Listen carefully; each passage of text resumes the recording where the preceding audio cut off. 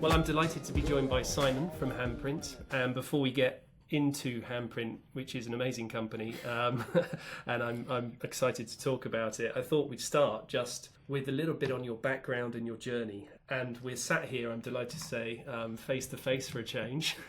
We're both in Singapore, and we're in your office in the university here. So you're a professor, which is super impressive. So how did you get to become a professor, and what really took you down that path? Oh gosh, that takes me back quite a long time. So basically, I mean, I like everyone, I think originally I'm from Belgium, so I ended up going to university, studied applied economics and business studies, and got really frustrated with the core assumptions underlying economic activity, basically rational economic man and all of those things. And I ended up writing my first dissertation on a topic called Buddhism and economics. So what would be a global capitalist system if the goal was not profit maximization, but the alleviation of all suffering?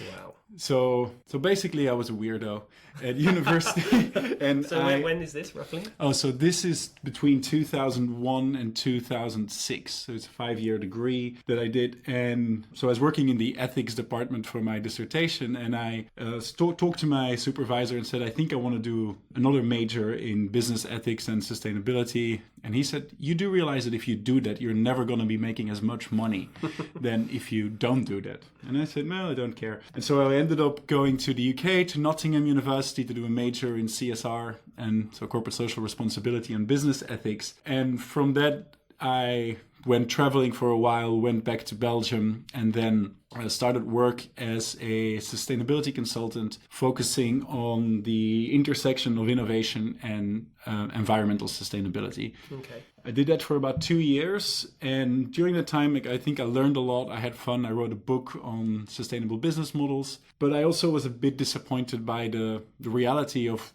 consulting work, especially for a small boutique firm, that a lot of the work you end up doing is just basically PowerPoints, and then you create a lot of potentially valuable ideas, but they're not really getting executed. So what I wanted was to be able to spend more time and go in depth into problems that I was interested in. And as a consequence, a PhD was a very natural next step. I looked around, ended up at Imperial College in London, and did my PhD under the guidance of Professor Jerry George, who's one of the most famous academics in management literature, focusing on entrepreneurship and innovation. And after a little bit of convincing, I managed to get him on board with me doing a bit more work in the kind of sustainability space. And then, so that was supposed to be a 4-year program, but after just under 3 years, I got called into his office, and he said, you have 6 more weeks to finish your PhD because I'm leaving. I'm moving to Singapore to become the Dean of Singapore Management University. Wow. And I said, but I have 13 months. And he said, yeah, you had 13 months. Now you have 6 weeks. But he said, but if you manage to finish, I'll take you to Singapore if you want. And so I ended up working a lot for 6 weeks, managed to get through the dissertation, and then moved to Singapore on a complete whim. I had no idea what Singapore was like. Because I was so busy, I hadn't even Googled where it was. That's how bad it was, right? And so I arrived here in January 2015, initially as a postdoc, and then became a professor in July 2016, and I'm still an assistant professor here, so focusing on the intersection of digitization and sustainability. And it's really that research that has given rise to Handprint and also my social enterprise, Global Mangrove Trust, which we're both founded in Singapore in the last 6 years. I definitely want to speak about the Mangrove Trust, actually. So quickly, when you in 2007, when doing the consultancy and all that stuff, obviously that's quite some time ago now. What was the sense then that this was extremely niche, or was there more momentum back then? Because it's interesting to me to see sort of this journey that companies are on and entrepreneurs are on, and obviously very early in your academic studies you were thinking differently, right, around combining Buddhism and what if it's not all about profitability. So how did you find that experience then, and what would you say has changed now in terms of the scene, considering you've become an entrepreneur? Oh gosh, I think there is one real complexity in this question for me, is that my experience is in two fundamentally different contexts. So when I started in consulting in 2009, this was just after the financial crash, right? And so it was a difficult time for anything sustainability, because I had basically come back to Belgium after a year of traveling in South America looking for jobs in this area, and I think I arrived back in Belgium on the day that Lehman Brothers went belly up. I remember that. Yeah. And as a consequence, despite the fact that I had 2 degrees, spoke 4 languages, had all this interesting experience, I couldn't get a job for the life of me. And I was also very kind of constrained in terms of I didn't want to go corporate. I didn't want to go to the big 4. So I really want to work for a sustainability focused company, but there were not too many opportunities. A year later, I finally got the chance to work at this company, and I think what they were really good at, and this was very interesting at the time, was they were doing CSR reporting, which is still a very big field, and which in 2009 in Europe was becoming quite a big thing already. When you compare that to Asia, where we are now, when I had my first conversations in 2016, 2017 with some of the big companies here, I realized that the conversations I was having here were less advanced than the conversations I was having in 2009 in Belgium and in the Netherlands. Really? Seriously? Yeah. So, and that's why I think that that's really difficult, because the context is fundamentally different. Asia has trailed, and I think we are catching up now in Asia. Yeah. But has trailed for a long time in terms of sustainability reporting and then in general sustainability. So the other thing my consultancy was doing at the time was energy efficiency. Yeah. And of course, even after the financial crisis, this was one of the first areas that became a big area for companies to engage with, right? Yeah. Because energy efficiency, and then as an outflow of that also waste optimization, are basically cost efficiency procedures. Right. And if you can implement energy management systems, you can just save costs. So the ROI is not something that's really up in the air. It's quite predictable. We can evaluate it ex ante. And if you can have financing, either debt financing or you have enough capital, then it's pretty straightforward. And most companies should be doing this. What I was interested in was not the sustainability reporting, which for me was too much at the end of the funnel and kind of post-change, and not really the energy efficiency, because that was not my expertise. What I was interested in was, how do we connect this to innovation? Because from then on, I had this idea that, look, if you really want companies to become more sustainable, what you need to do is fundamentally engage with the core business processes and with the core value proposition of the company. And so what we started doing together with a design firm and a waste recycling firm was develop, I would say, prototypes of collaborative, sustainable business models that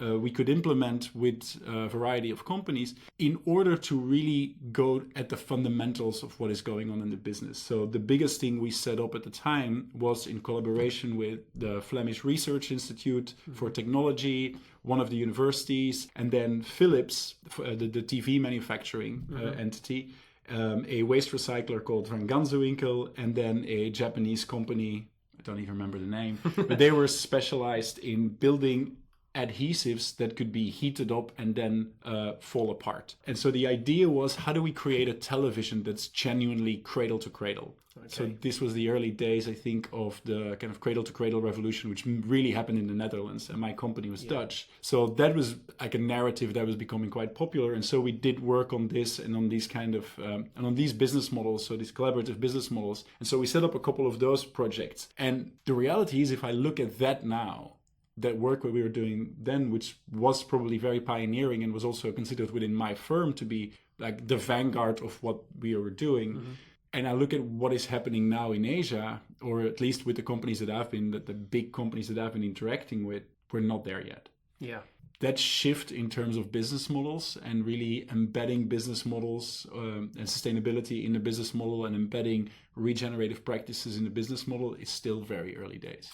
I think the numbers support that. If you look at the venture investment world and what's happening in terms of impact alone type opportunities, if you want to call it that, there's 39 billion USD just last year invested in so-called impact companies, right? But if you look at the split between Europe, North America and Asia in terms of the percentage of impact as an overall venture investment, then I think Europe's at 14% and North America's around 10%, Asia's 4%. So, what you're saying does does make sense that overall, there is some way for it to go. But I think what you're building with Handprint and, the process side and some of the opportunities will be there for Asia to catch up. It's just kind of, I don't want to say, of course, Asia is massively generalizing as is Europe, right? But at the end of the day, it is, when you're looking at regeneration, that's a very in-place thing. It's a very localized thing. And so, we should look in that context.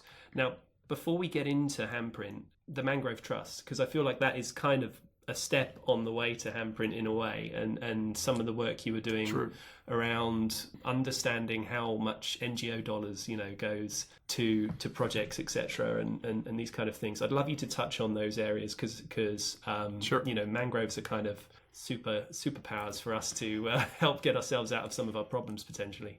I mean, mangroves are miracle trees, right? So, so the Mangrove Trust, the Global Mangrove Trust, was set up by Ryan Merrill and myself in 2017 as an outflow of an academic project that we were doing here at SMU, where we were looking at innovation in the natural world in Southeast Asia. And the most interesting project we visited was an NGO in Myanmar called Worldview International Foundation that was doing mangrove restoration at the Thor Heyerdahl Park, which is at the Bay of Bengal, which is that piece of land that basically where you have sea in between India, Bangladesh, and Myanmar. And so they were doing mangrove restoration there, but they were also had experimented with Lykke, which is a fintech company too, and they had launched one of the first natural capital backed assets for fundraising. So they created a tree coin, raised $1 million using that, and they were experimenting with a group out of Oxford called Carbon Engineering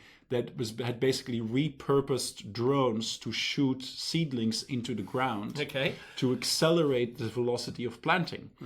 And so when we were there, and there was a team from Al Jazeera as well, it was just an incredible 7-day experience of working around the mangroves with this incredible team from Oxford Carbon Engineering, with the people from Lykke who were there as well. Then Ryan and I were there, and then the people from Al Jazeera. So it was really interesting, but we were also roaming around the forests. And so we got back from that experience and then ended up going back to Myanmar a couple more times, really realizing that, okay, this is an incredibly powerful natural capital asset. It is arguably the most powerful technology we currently have to engage in carbon sequestration, especially when you look at cost and carbon returns.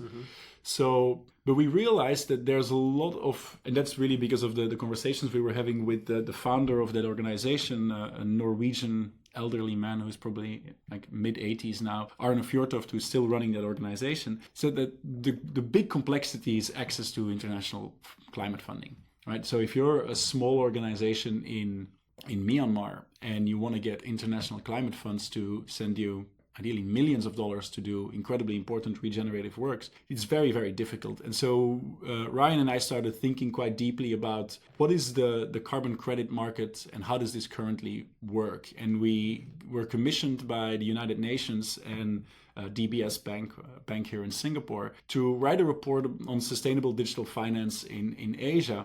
And so one of the things we really looked at was this carbon crediting market. And I mean, it's obviously more nuanced than this, but the key takeaway was that when you look at the purchase of a carbon credit by an end user, and an end user here is typically a corporate that wants to retire the carbon credit to make a claim that it is carbon neutral or has reduced sufficient carbon emissions. And whether or not you agree with those claims, I just want to table that for a while. But the reality, what we found is that up to 80% of the price that corporate pays for that carbon credit does not reach local communities. Up to 80% doesn't get there, so roughly 20% is guaranteed, but everything above that is kind of more... and guaranteed is then still there's no transparency in this market, right. So nothing is really guaranteed. But we realized that there is a lot of fat in that market, and it doesn't mean that those intermediary services, which are a lot about validation, verification, have no value, because they do.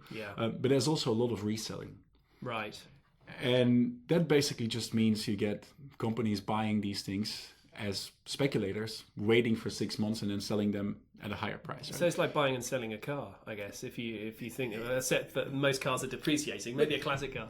It's more like art or vineyards. Okay, right. So right. that might appreciate over time. And so we realized that this is really a big challenge. And if we want to find a solution that could enable peer-to-peer purchases so that we don't need to have all of these intermediaries in place, then that would potentially increase impact by 5x without increasing costs. Yeah, yeah, right. And from a climate perspective, that seemed like a worthy goal. Yeah. And that's how we started. So we set up Global Mangrove Trust, and I was kind of forced into it because I was an academic, and I was happy being an academic, although I was a little bit frustrated with the lack of real world impact. But Ryan very proactively set up the Global Mangrove Trust and then came to me and said, oh, by the way, I've made you a director of this company, so you're in. And I was like, okay, fine, so let's get started.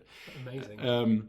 And then, then we started working on, okay, how do we now try to solve some of these problems? And we focused on two different areas. So one was peer-to-peer architecture that would enable direct funding. And so that we worked with Zilliqa, a blockchain company out of Singapore, and with DBS, the bank again, to create a prototype of this initial architecture. And then the second thing that we realized was that the verification process that currently dominates carbon crediting is extremely labor intensive and is very analog. Right. So the companies that are almost the guardians of truth in the nature-based solution space, like Gold Standard and like Vera, the two most famous ones, but then you have Plant Vivo, a few others, ACR, you have Red Plus. And so these organizations were set up in an analog age. Right. And so the processes and bureaucracies that they've developed are attuned to that analog age and are not very able to quickly iterate with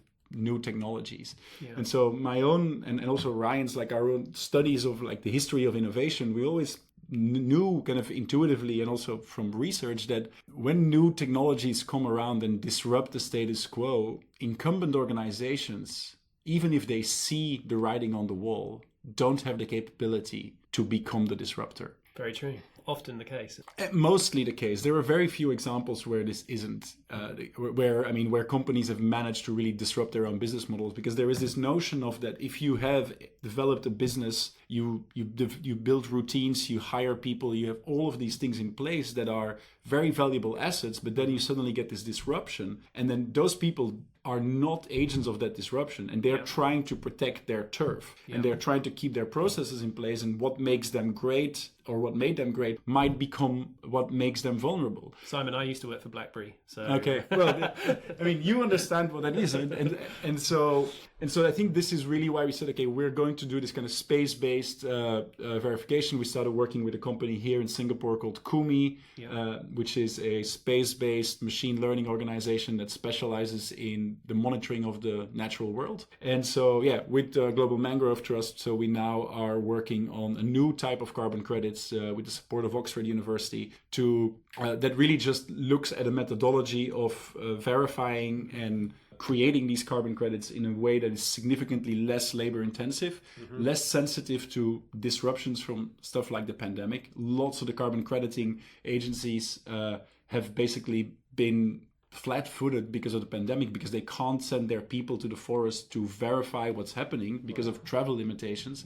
And so you create a lot of delays. And so we're trying to work out a new regime specifically for blue carbon, so for mangroves. And that's really all that work, which is now still ongoing, is at the core of what Handprint became in 2020. Amazing. I'd love to talk more about what it takes actually to get mangroves going, but I really want to get stuck into Handprint. So I think, first of all, can you just explain to the listeners what at its core Handprint does? Yeah. So, I mean, at its core, I think Handprint is the opposite of footprint, right? So footprint is the sum of all the negative things you do in the world that kind of destroy the planet, and Handprint is the sum of all the good things you do in the world that save the planet. And that is a scientific term that we somewhat appropriated and turned into a business. And so what Handprint ambitions to be is the sustainability infrastructure for the digital world, Web 2 and Web 3. And so the core of what we do can be understood in two ways. On the one side, we work as a commercial agent for NGOs. So we bring NGOs onto a digital platform. We digitize their service offerings, and we work with them to transform the work that they do into discrete units of impact. For reforestation, that's pretty easy. It could be a tree planted, a square meter of forest preserved.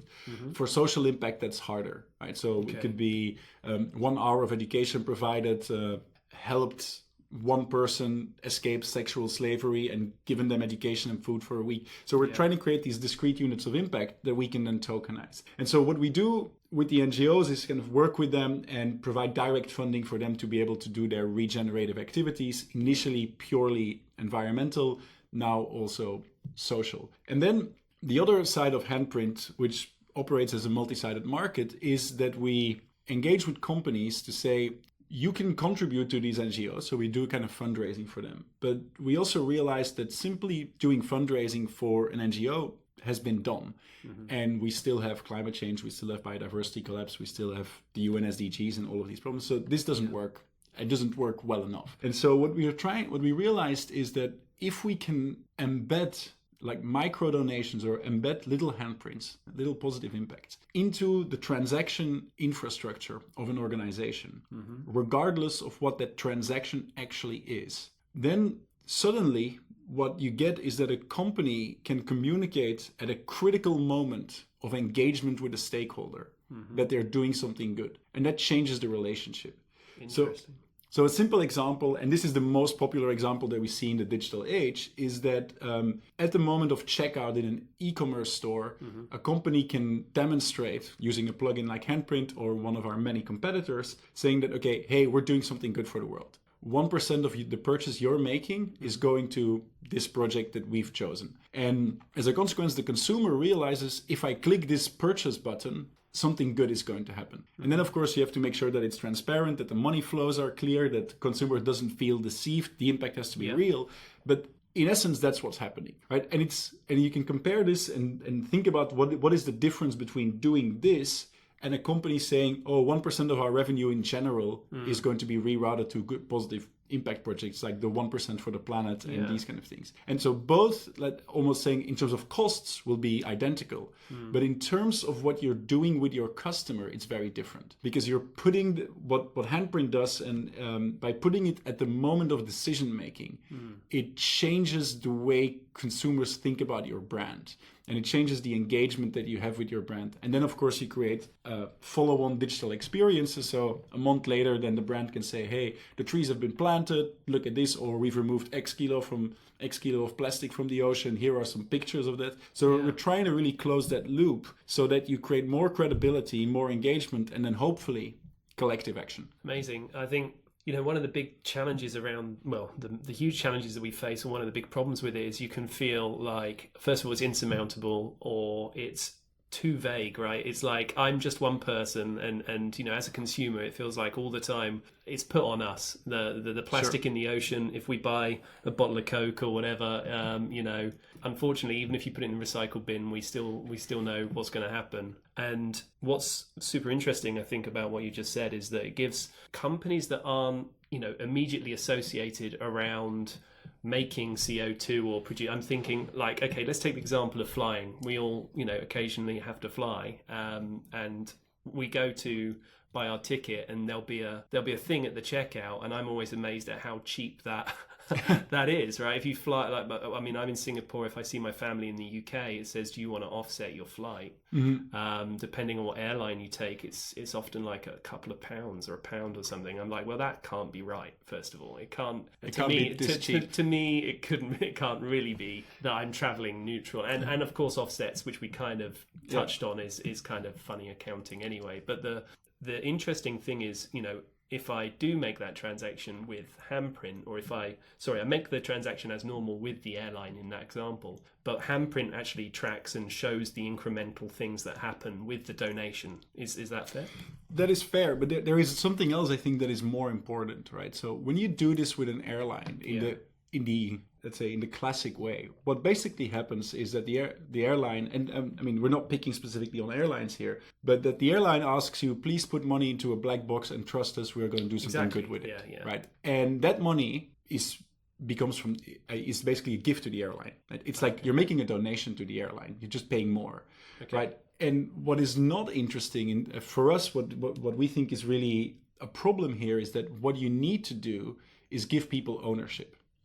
So if you're doing this on Handprint, you could actually say, yes, I'm going to do this, but that impact that I'm creating is part of my Handprint. I own that. And so we're working on a mobile app, and you'll be able in the future, it's not ready yet, but you'll be able to track your own handprint across all kinds of platforms that are using our technology to say, this is the good thing that I'm doing. And so in what we love to say, in maybe 2 years, when you're applying for a job in a company that cares about the environment, which hopefully will be every company, they'll ask, okay, what did you study? What's your experience? And what's your handprint? And show me what you've done, right? And show me how your own decisions and your behavior have made a positive impact in the world. And right now, that positive impact accounting doesn't exist. You just can't do this, or you must collect like a bunch of PDF documents that, I've planted a tree there, and then I've given $50 for whatever this good cause, and then claim tax benefits. But if we're able to create a centralized way of accounting for that and owning that, and then making it shareable so that it can create collective action, so that you can put it on TikTok or Instagram and kind of challenge your friends to do something similar. Once you use these kind of mechanisms to create positive change, it becomes a lot more tangible for people. And I think it will also become much more valuable for organizations. And that's really, like, we are not anti-capitalist, right? It's not because I started off doing Buddhism and economics that I don't think there is value in the capitalist system. But I do think there is, we need to be able to activate those core human drivers, right, in order to achieve like planetary health. And the footprint approach, if I just like round this off, like the footprint approach that has been dominating the way we think about this for the last 30, 40 years is an approach that's essentially focused on guilt. Right. So the way that works is saying like, you've done all of this horrible stuff simply by virtue of living. And you need to buy indulgences for your sins, right? And psychological research tells us that if you want to shock people into action, making them feel guilty is highly effective.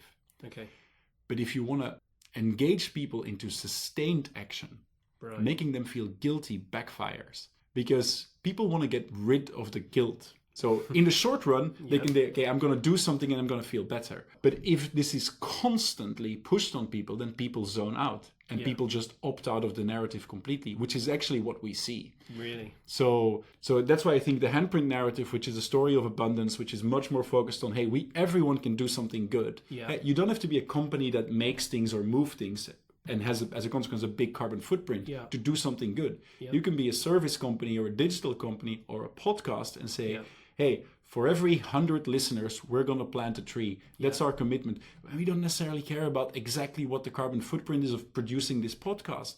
Because first of all, you can't change that anyway. Right. And so why would you spend money and time on figuring out exactly how much damage you do? And you can say, well, it's easier for me to do something good. And that's probably going to be more engaging.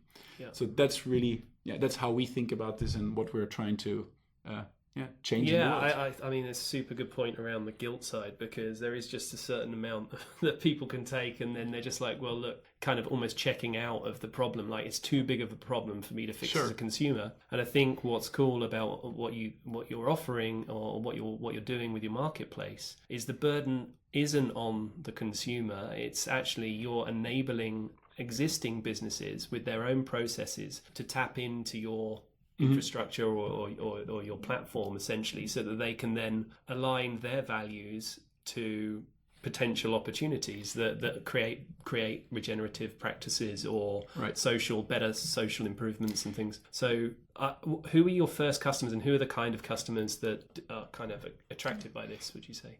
So, I mean, we initially set out really focusing just on e-commerce, because we started at the moment of a lockdown, or a circuit breaker, as it was known in Singapore, because of COVID. And so everything was basically e-commerce. We said, this is going to be the first product we will build.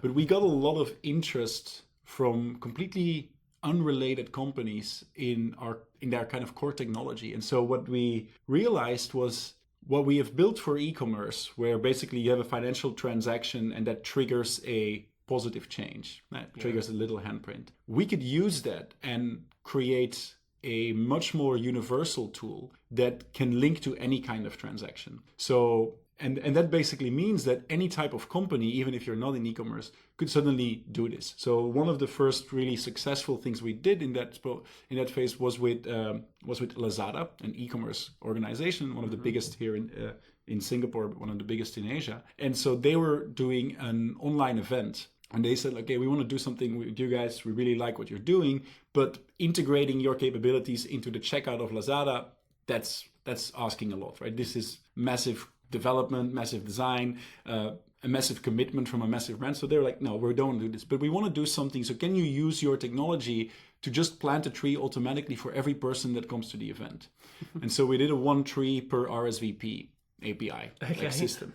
And so that was one of the first ones, but then we realized we can do this for anything, right? So now we have clients that are doing this for newsletter signups. We have clients that say, okay, for every 100 unique website visitors that visit our website in a month, we're gonna plant a tree. And so we build the technology behind it and then kind of visualize that up front. I was going to ask though, how does that practically work then? So I set that as the business, I say, hey, I want to plant a tree for every person that comes to this event, and 300 people came. Let's say you track that, and then you say, well, it's $1 or $2 or whatever the cost is per tree, and then we've simplified everything down to planting trees, haven't we? A little bit because like there's a good way to do it and a bad way to do it. And so how do you pick your partners? How do you even know that tree's been planted? Sure.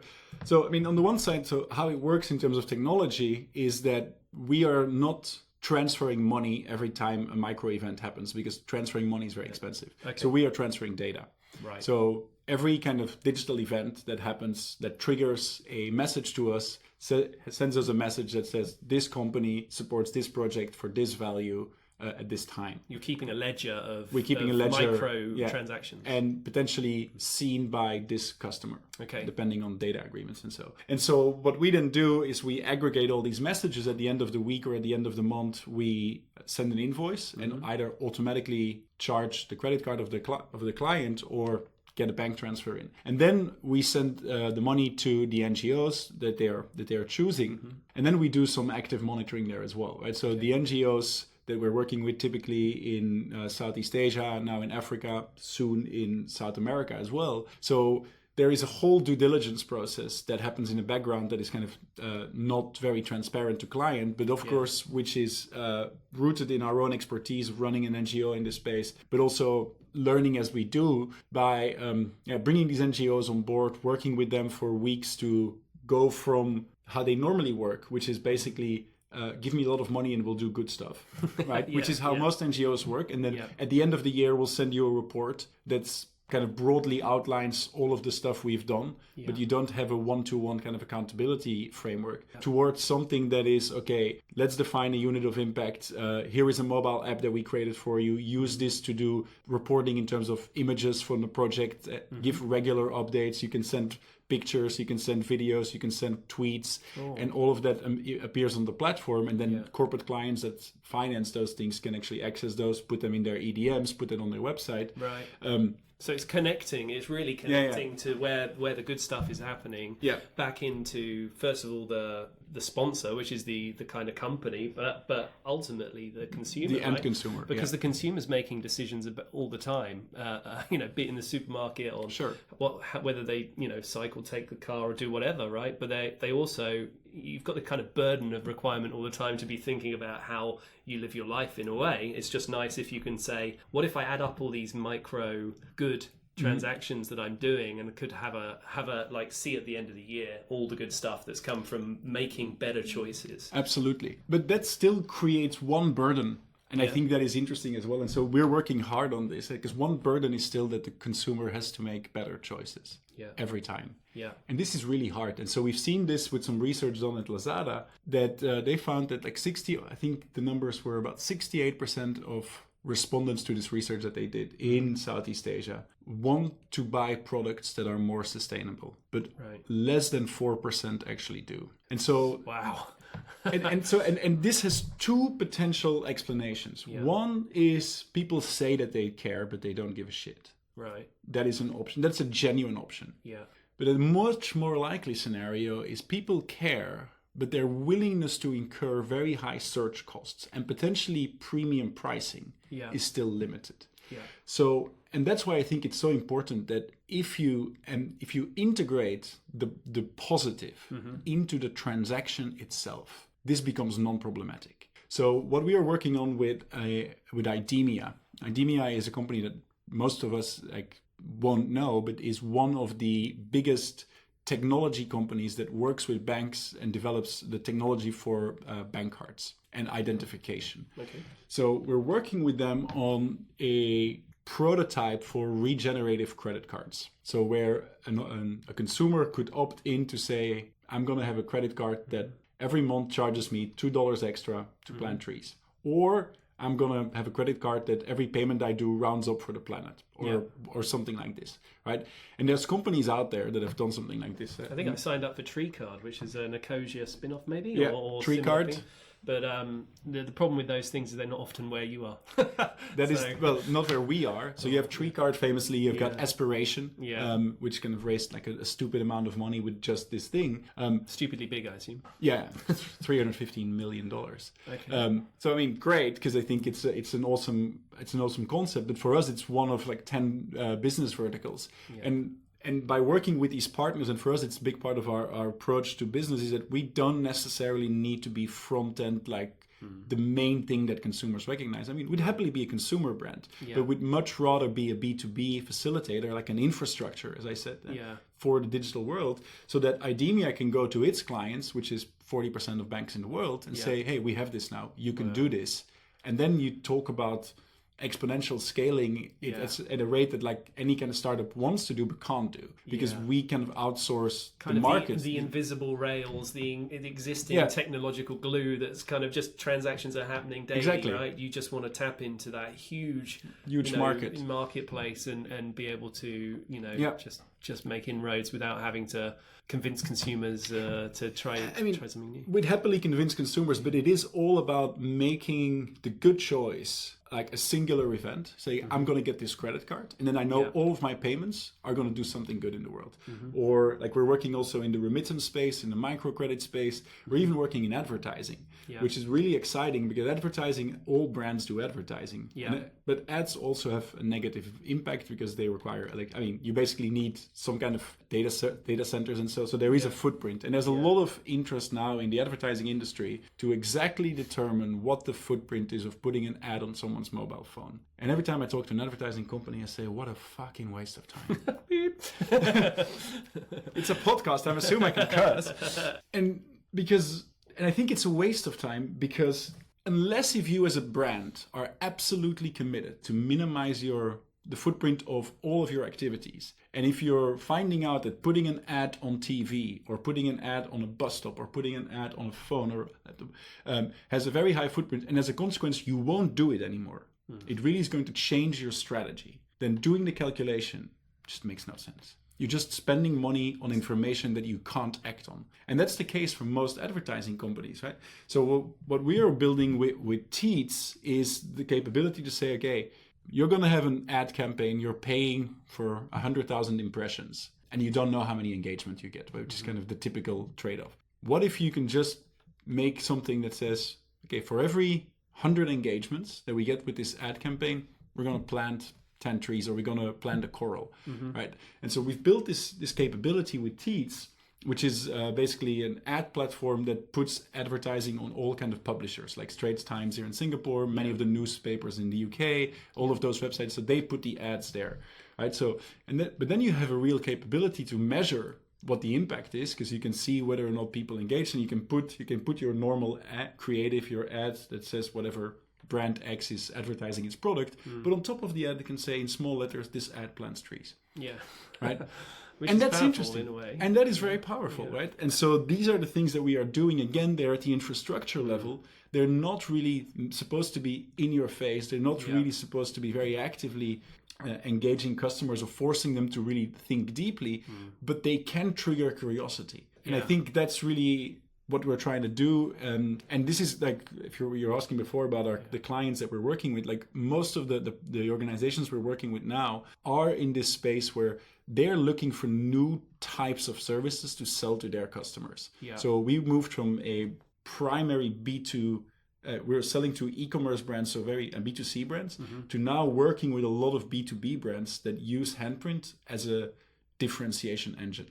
Wow. Because they think that the customers that they're onboarding want to see some sort of environmental, social commitment in the business, baked into the processes of the business or the revenue streams of the business. And I know you've got a few different ways. It doesn't have to be a transaction. It can be a percentage of revenue. It can be like, so I think that's the cool thing. I mean, is there a danger that, I think we're all exhausted by greenwashing by all these different companies. Is there a danger? Do you ever think that what you're building could be kind of, I don't know, used kind of a little bit too much by the brands that you're selling into, or do you think it's kind of like everyone doing something is a good start, and by everyone stepping up, if you really wanna change things, then you're going to have to kind of raise your game even more in the environmental side? Yeah, I mean I have a controversial opinion on greenwashing. So I once wrote an article, it's available on Medium. It's called "Why We Need More Greenwashing, Not Less." Okay. And the argument is not that greenwashing is a great thing, but the argument is that greenwashing creates public accountability. And brands get called out, and the evidence suggests that when brands get called out on greenwashing, they clean up their act. Right. So that's why I said we probably need more of this. So more people kind of pushing the boundaries ends up with foots in mouths and with regulators coming down on them saying, hey, for instance, sort yourself out. Yeah. So it is really about public accountability and of scrutiny. Now, what I think, and this is also really kind of instrumental in the way Handprint works, is that we focus on positive impact. And so we strongly advise our clients to not buy into the narrative that they're doing something bad and they're using Handprint to compensate for that or to offset their emissions. Offsetting bad stuff, the guilt stuff. The guilt stuff. So we always advise against this, but of course we can't control the narrative that our clients are going to use.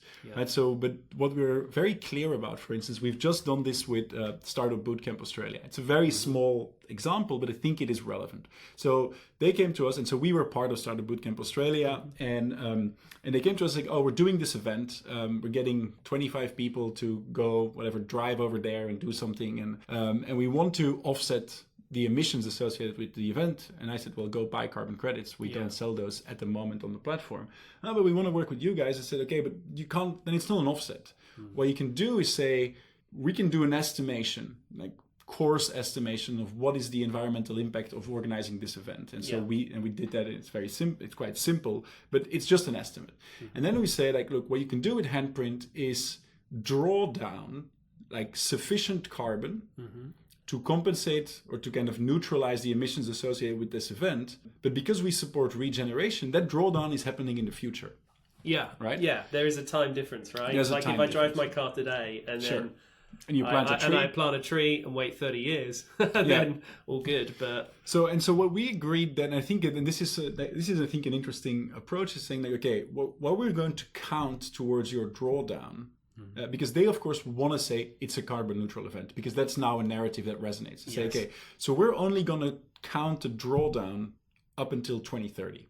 Okay. So 8 years in the future, because by 2030 you have to do a lot. So given the average survival rates of the trees, all of these things are accounted for. By 2030, you will have planted enough trees to make sure that this event is neutral, right? But that also means that those trees will still continue growing for another 15, 20 years, and then that's all net gains for the planet. Yes. Right. So we're working on these ideas around regenerative events, regenerative campaigns, regenerative whatever actions, where we limit the time of drawdown to a specific number of years, and the shorter that number of years, of course, the more ambitious the company will be. And I think, and then you create a lot of nature positive actions, right? Because everything that happens after 2030 then is basically a net gain for the earth. Totally. Yeah. And I think there's tons of companies there, you know, it is a kind of journey that they're on, and at the moment it's all about ESG and sustainability, and sustainability is kind of doing less harm in a way, isn't it? It's trying to kind Absolutely. of find a way to make your business model work in an environment where, you know, we're just having a massive impact. We've crossed 5 out of 9 of the planetary boundaries and such things, right? So yeah, I think it's super valuable if you know, companies can start becoming regenerative, more embedded inside their kind of business models and things. But is it just e-commerce companies? Is it just the digital world that can benefit from what you're doing? Have you explored Absolutely the offline world? Yeah. So we started, I mean, it's not announced yet, so I can't name any names, but we are starting our first POS integration, which is really exciting. So that basically point of sale for retail. Yeah. That's going to be the first step. So this is obviously still a digital integration, but it is in physical stores that people will have the option to either opt in to pay more, or by default 1% will be added, and then so for all the stores that will use that POS system, they'll have this capability suddenly activated, and then they can either choose to do something with it or they don't, but they will be able to. The other thing we're doing is we're talking to a variety of alcohol brands. Strangely enough, it's all alcohol brands, to embed our capabilities into physical products. So, and the simplest way of thinking about this is that we add a QR code on the packaging. The consumer can scan this QR code, and that creates a digital experience where they say, hey, for instance, we're talking with a champagne brand. Okay, this bottle of champagne plants 4 trees, right? Okay. And so the way this works in the initial setup, and I think this is really cool, the initial setup is the brand basically gives us a monthly estimate of how many bottles they think they'll sell. Right. They plant the trees for those bottles. At the end of the month, we do a reconciliation and say, okay, how many have actually been sold? And then we change the estimate. That's way better. That's like from, you know, the description we were just talking about, where you're driving a car and then you're, you know, obviously you're kind of looking at what your existing demand is, and you're immediately saying, hey, let's go. But the cool thing is what happens next. So the brand does this, and let's say over a period of time, it collects a lot of trees, right? It's basically planted a lot of trees. Now, the digital experience enables the customer that buys this bottle to actually claim ownership of that tree. It remains linked to the brand, right? But the customer becomes the owner, right? So, because I bought the bottle, whether it's in a restaurant or in the store, I become the owner of the impact, and it remains linked to the brand. Now, not every customer is going to do that. Yeah. So that gives the brand a spare capacity. And even if you assume 50% of people do this, then it still has half of its trees that it can use to gamify the experience with customers who do care. Right. So they can hand out extra trees. They can say, hey, if you buy another one, we're going to give you 10 trees. Wow. So it becomes a very powerful tool for marketing then. Yeah. And so these are the kind of interactions between the real world and the digital world, and then the natural world, that we're trying to create, so that the people that are interested and that are willing to, or they're interested in kind of storing this or having this ownership, are able to do that, and then that they are rewarded for this in terms of new loyalty programs, new benefits, and potentially just new impact. And it kind of becomes embedded deeply into their offering in a way, into their marketing. And I can imagine photos of me underneath my mini orchard of champagne bottles. I hope I have that in the future. So you don't actually physically own the tree. The land is somewhere. I mean, I guess they choose where it is as well, right? So if it's champagne, it could be a French orchard, although it's probably more expensive to plant trees in France, and definitely in the Champagne region. Sure. But so either the brand can choose, or if they want. So there are some. We're looking at some of those implementations where they could actually give the customer the choice to say, like, okay, we're supporting a variety of impacts. You can allocate this budget. Yeah. To one of those 5 projects that we've shortlisted. Right. So that's also an option. And this is really the option that we're exploring with the regenerative credit cards, where you'd have a bank say, okay, we're going to opt into this ecosystem. We're going to shortlist a bunch of projects, either that are close to us or the ones that we really care about, that align with our values. But we're going to allow our customers to make an informed decision. Do they want to support reforestation? If so, do they want to plant a tree in their vicinity, or do they want to plant a tree that absorbs 10 times more carbon? Okay, right? So, and I think that's also interesting, because not only does it it basically, by giving people choice, you potentially force them to think about it, and that's why this doesn't work at the checkout. You don't want to get people to, I mean, brands don't want that to say, oh, which of these 5 projects, I need to do some research on this, and then you don't buy. No, you right? just you'd be like, I would completely be like, I can't buy this right now. Exactly. Just give me a week while I go and research each one of these projects and work out. Exactly, which obviously is not what an e-commerce store wants. No, so they completely. want to, you don't want to slow down the checkout experience, but you could do it afterwards. You could say, hey, your contribution or your purchase regenerates $2 in the earth. Here are 5 options you can choose, and it's a new touch point, it's a new engagement, and again, it's about changing that relationship to saying we are doing this together.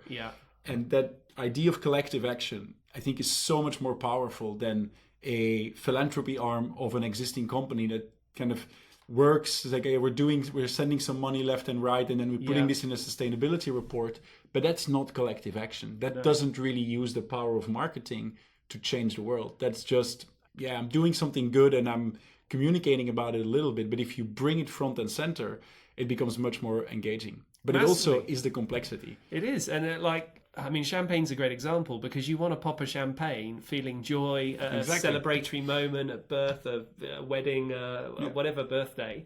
And you don't want to be going, what's the carbon, which champagne brand and all this kind of stuff. You just want to kind of enjoy it for what it is, which is a joyous and delicious product. But, this is giving the brand a way to really kind of align consumers around things that are meaningful to them beyond just, a great experience. So I can really see that kind of potentially working. Do you think that the way this is all going, what we've seen with corporates, or we've obviously had policy governments, etc., commit to the SDGs for 2030 type commitments, and you've seen that then more science-based targets and net zero commitments coming from corporates towards 2030. Do you think that consumers will end up not targeted, but will be able to, or wanting to, kind of demonstrate that their numbers? If you it's a bit of a kind of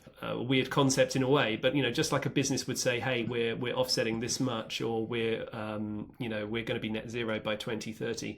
As a consumer, I want to say I'm going to plant 1,000 trees, for example. I want to do these things, and I want to be able to. Do you think we will get to that point where people are doing it as part of our social fabric? I think that if we look at what is happening in the metaverse right now, right, in terms of the emergence of the desire to own digital assets, which never existed before 3 years ago. Like, this is a completely new thing, right? We had crypto, but now we have the first tweet of Jack Dorsey, and like owning that asset as a kind of art form. So I think that the explosion of NFT, non-fungible tokens, and so these things are going to be what is driving. So I think the human desire of kind of owning claims to something, right? And so in academic terms, we call this benefit claims. When you think about the natural world, like, I don't own 100 trees, but I've planted 100 trees. They are community owned. I've planted a lot more, but they're community owned by various communities across the world. But I can legitimately claim that the benefits that are created by those trees are created through me, through my financial contribution. And that in itself has value, right? It's the same thing that companies do with a carbon credit. But I think that what we're going to see at the corporate level is a necessity to do decarbonization and kind of all of that stuff, so that we get to, hopefully, by 2050 to a relatively carbon neutral world. But I think none of that is really driving strong differentiation, because every company that takes itself somewhat seriously and that is somewhat in the public eye, or that is interacting in supply chains with companies that are in the public eye, will need to set those goals and will need to work towards them quite seriously. Unless potentially, if you're in specific like regimes in North Korea or something, then okay, that's not going to be maybe top of your agenda. But regeneration as a paradigm shift, or as like an addendum, an expansion of the sustainability paradigm, is going to be a much more powerful differentiator, because it allows for much more creativity. Because it's not just about carbon, there is suddenly everything, right? Everything that's good. And I think consumers are going to be a big part of driving that. Already we see in the research on regeneration that consumers are willing to pay more for brands that are doing this. You see companies like Patagonia that have for a long time committed to doing these kind of things. So there are a lot of examples that are showing that this can be very successful business. And I think the next phase is going to be the kind of convergence of this world with the metaverse world, where consumers want to have digital assets, and then they can, because we can think about this in like a couple of years further down the line, where you're living in Second Life, whatever the metaverse. I was early on Second Life, but I haven't been there in a while. No, I mean, neither have I. But so you could say, like, okay, I have all of these tree tokens, and I have these clean ocean tokens, and I've got this coral reef tokens, and I'm going to work with the company, or we will work with the metaverse company, saying, like, you can now, that can become part of your digital property, right? So I think there is something to that, and hopefully at some point, like I was saying before about like if you're going for a job interview, people are going to ask what your handprint is. If you're looking, maybe it's going to be the same when you're going on a dating app. And because like I want to know if my values are aligned. That you see very often now in places like the US, and I'm happily married, but you get these things like, it's like there's such value positioning, very true, right? Very true. So why not around impact? Like in the same way 100%. That now in the Twitter sphere, if you turn your Twitter image or your Instagram image into an NFT and you don't own it, oh my God. Right? So the provenance proving is going to be very important. So I can perfectly see the same happening for social good and for environmental good. So I think it's already happening. It is, and maybe not Bored Ape. It'd be nice if all the Bored Ape money went to restoration of the things for apes. But I this is just super interesting. We could probably do another whole hour on it. How do people find out about Handprint? What's the best way to engage with you guys? The website, handprint.tech, and then similar versions for Instagram, for YouTube, for all of that.